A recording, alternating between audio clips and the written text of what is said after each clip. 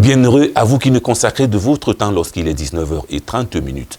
En haute page de cette édition, c'est une grande première où, pour la première fois de l'histoire de la CAN, une dame a officié comme arbitre central dans une phase finale de la compétition. C'est lors de la 33e édition de la CAN Total Énergie qui se tient en terre camerounaise. Et puis resté très longtemps privé de sa tête, le monument de Mbappé Lépé Samuel, légende du football camerounais, a été redévoilé ce jour à l'entrée du stade éponyme par les soins du gouverneur de la région du littoral Samuel Dieudonné Iva Hadiboua, qu'accompagnait le président de la FECAFOOT Samuel Eto'o-Fils. Mesdames et messieurs, voilà l'ossature de ce journal. Retrouvons-nous tout de suite pour son développement. Bonsoir, vous faites bien de rester sur Hope Africa Télévision.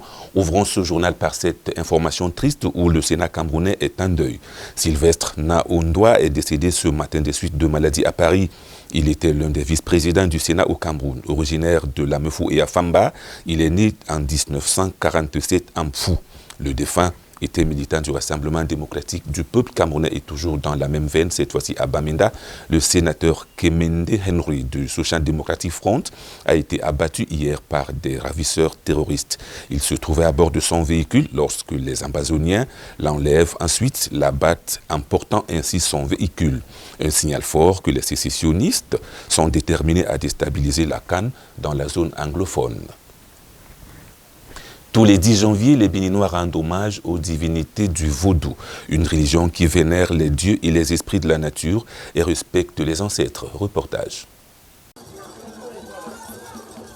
À Ouida, petite ville balnéaire du Bénin au bord de l'Atlantique, ancienne plaque tournante de la traite des Noirs, comme tous les janvier, on y célèbre la fête nationale du vaudou. Des adeptes de Mami Wata, déesse de la mer, chantent pour accueillir les festivités. Connue localement sous le nom de Vaudoun, traduit par ce qu'on ne peut élucider en langue fon, cette religion ancestrale vénère les dieux et les esprits de la nature, ainsi que les aïeux disparus, vénérés, consultés en cas de problème. Intéressant puisque c'est la première fois que j'en vois, donc c'est mon premier festival et j'espère que je vais apprendre beaucoup de choses sur ce qu'est le vaudou et les différentes branches qu'il peut y avoir.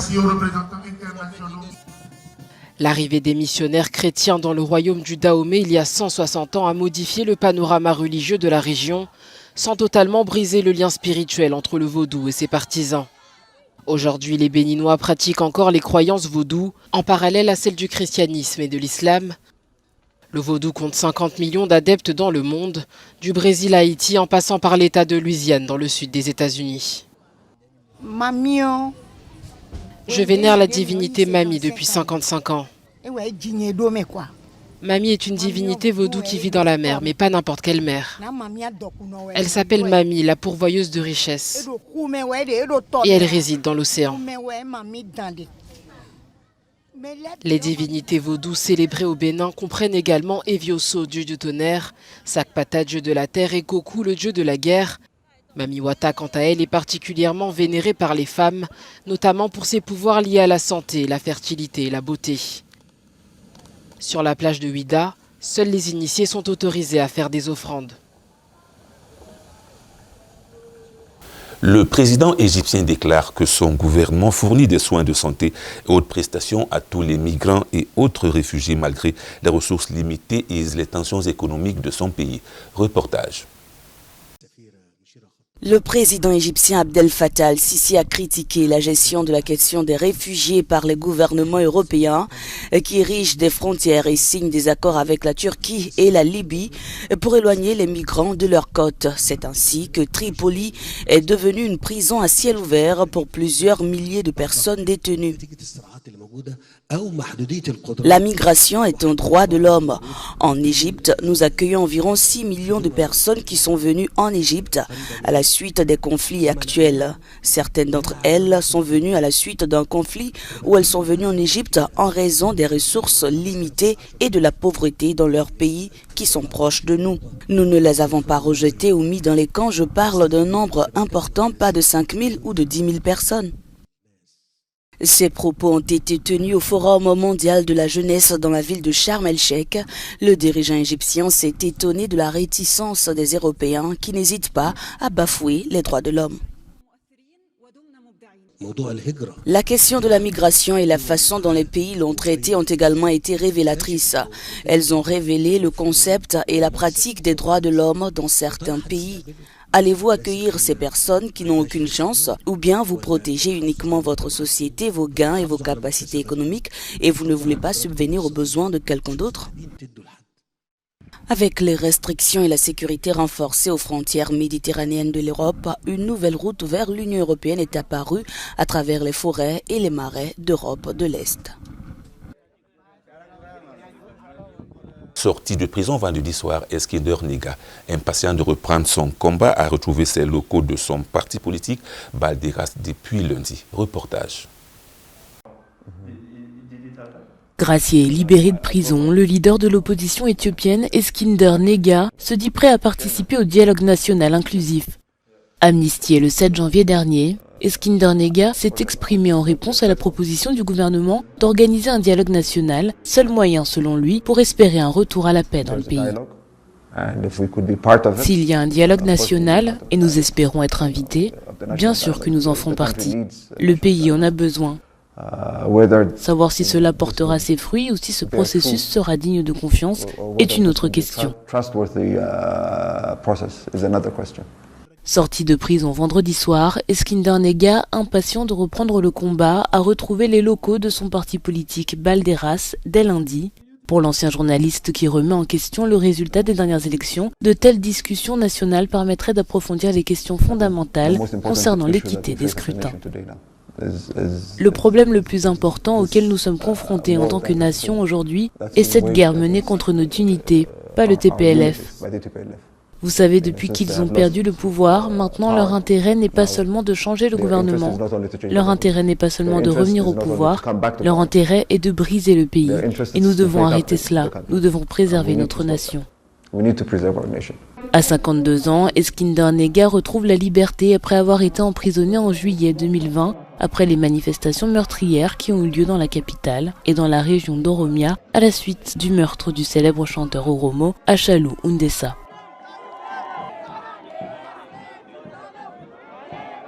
La salle René Essomba dans le campus 1 de l'université de Douala a reçu les soutenances de quelques candidats hier. Natacha Koko revient sur ce compte rendu.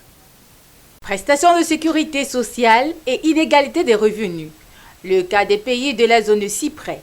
C'est le thème qu'a défendu Dame Koto Mouyema, épouse et PEP, lors de sa soutenance de sa thèse en doctorat ce 11 janvier 2022 au campus 1 de l'université de Douala. Les inégalités de revenus, tenez-vous, partent de la base. On rémunère les gens en fonction de leur force de travail. Et donc, si vous n'avez pas eu la chance qu'on ait bien jaugé de votre capacité de travail, on risque de vous donner une rémunération, je ne parle pas de salaire, une rémunération qui n'est pas juste. Dans l'exposé de son mémoire, Mme Koto présente l'Afrique de l'Ouest et du Centre comme ayant enregistré un taux considérable d'inégalité sociale en 2020. Initialement, lorsqu'on a créé la sécurité sociale, c'était pour aider les familles qui venaient à être malades ou qui, en pleine activité professionnelle, faisaient un accident ou avaient une maladie, pour qu'ils ne puissent pas se retrouver sans moyen de survie. Par la suite, elle s'est étendue aux familles qui avaient des enfants après la Seconde Guerre mondiale. Nous sommes au 19e siècle. Au final, le jury constitué de nombreux professeurs agrégés déclare la candidate docteur en sciences sociales et humaines à l'université de Douala avec mention honorifique. Docteur Epé Koto est mariée et mère d'une grande famille. Je vous le disais en titre à ce journal, pour la toute première fois de l'histoire de la Coupe d'Afrique des Nations, une dame a officié comme arbitre central lors d'un match de la phase finale de la compétition. Aurélien Bena ici nous présente l'Amazon du sifflet. Derrière une porte fermée se trouve une plus grande ouverte. Salima Mukusanga, la trentaine et faisant partie de la shortlist des 24 arbitres centraux de la CAN Total Énergie Cameroun, en a fait la démonstration. La rencontre Guinée-Malawi du 10 janvier dernier à Bafoussam a fait d'elle la toute première femme arbitre centrale dans l'histoire de la Coupe d'Afrique des Nations. Pourtant, son intérêt était plutôt pour le basketball avant d'être stoppé par les infrastructures et le défaut de taille. Un manque qu'elle comblera en 2008 avec son premier certificat d'arbitre. Le parchemin en poche, la Rwandaise officiera pendant 3 ans en 2e division du Rwanda avant son premier coup de sifflet international en 2014 lors de la rencontre amicale entre le Zimbabwe et la Tanzanie. Salima se retrouvera ensuite en Uruguay en 2018 comme seul arbitre africain de la Coupe du monde féminine des moins de 17 ans. Un succès cachant un autre, la dame en noir rwandaise participera en 2019 en tant que centrale à la Coupe du monde féminine en France. Son expérience et sa rigueur sur la pelouse font d'elle l'un des meilleurs arbitres du continent. Raison évoquée par Eddy Maillet, directeur de l'arbitrage de la CAF, pour la compter parmi les sifflets de la CAN en terre camerounaise. 2 matchs nuls pour une seule victoire. Voilà le bilan de la journée du 11 janvier dans les villes de Douala et de Garoua. Retour sur les rencontres des poules E et F avec une fois encore Aurélien Bénin. Riyad Mahrez et son équipe tenus en échec par une surprenante équipe de Sierra Leone hier au stade Japoma.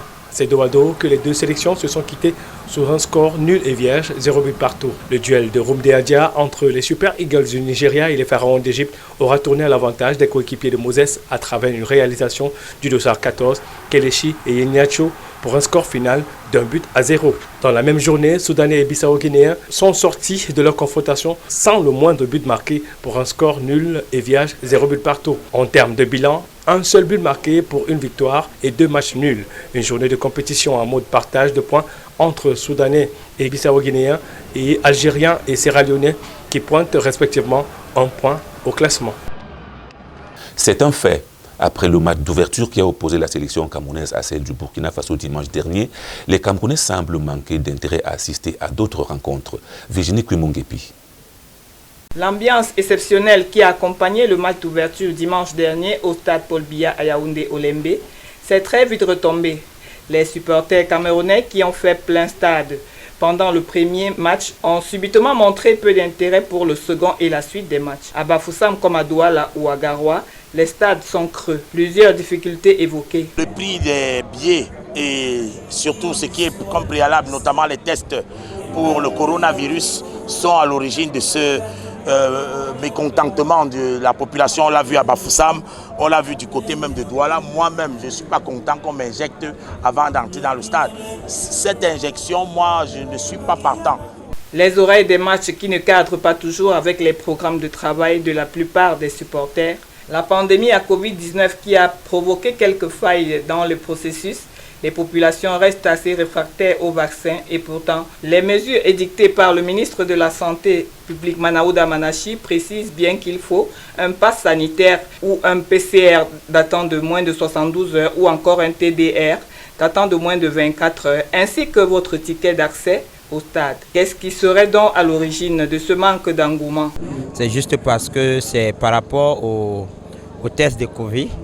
Et ou bien certains qui n'ont pas reçu les vaccins, ce qui fait en sorte que actuellement il y a manque de spectateurs au stade. Ou à défaut de cela, c'est juste parce que la population camerounaise attend que les matchs fassent pour qu'ils se rendent massivement dans les stades. Le constat est fait. À titre de rappel, sachant tous que les hôpitaux publics sont ouverts pour les tests de PCR et TDR, ainsi que des hôpitaux agréés dans le cadre de la vaccination qui reste le seul moyen assez efficace pour lutter contre la pandémie. Camerounais, Camerounaises, vaccinons-nous ou alors faisons-nous tester simplement afin de rejoindre l'équipe des supporters pour la suite du championnat. Ce journal, mesdames, messieurs, tire vers sa fin, mais avant, prenons cette autre information d'actualité majeure. Resté longtemps privé de sa tête, le monument de Samuel Mbappé-Lépé, légende du football camerounais, a été redévoilé ce jour à Douala par les soins du gouverneur de la région du littoral, Samuel Dieudonné Ifa-Hadibois, qu'accompagne le président de l'AFECAFOOT, Samuel Eto'o-Fils. Michel Ngoudou y était. Voici son compte rendu. La cérémonie de dévoilement du nouveau monument de la légende camerounaise de football africaine, Samuel Mbappé-Lépé, s'est tenue ce jour devant le stade qui porte son nom. Une cérémonie présidée par le gouverneur de la région du littoral, représentant personnel du ministre des Sports et de l'Éducation physique. Je déclare découverte la statue de Bapelepe en ce jour. Je vous remercie. Voici donc la nouvelle statue en bronze de 2 mètres de haut d'une légende qui a marqué son temps. Pour nous footballeurs, d'avoir que la tête de Mbappé soit mise en place. C'est vrai, comme l'a dit le maire, le travail n'est pas encore fini sur cette statue.